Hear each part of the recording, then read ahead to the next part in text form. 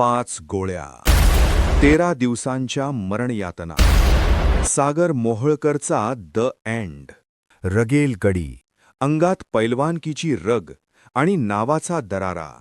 पण नियतीचा हिशोब जेव्हा सुरू होतो तेव्हा कशाचाच जोर चालत नाही जामखेडचा कुख्यात गुंड सागर मोहोळकर ज्याच्यावर 4 मार्चला बेछूट गोळीबार झाला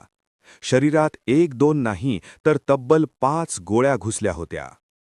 ससून रुग्णालयात गेल्या 12 दिवसांपासून त्याची मृत्यूशी झुंज सुरू होती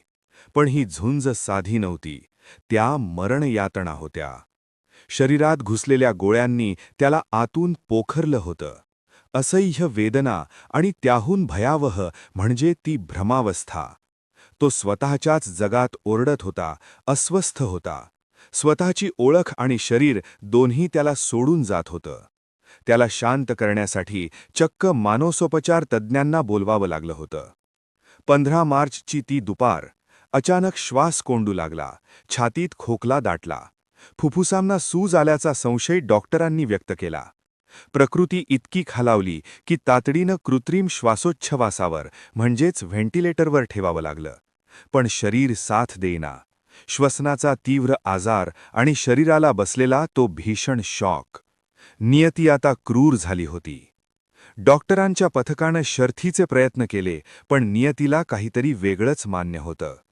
अखेर 16 मार्चला सायंकाळी 7 वाजता सागर मोहोळकरचा श्वास कायमचा थांबला गुन्हेगारीच्या वाटेवर कितीही माज असला तरी त्याचा शेवट असाच भयानक आणि वेदनादायी असतो लक्षात ठेवा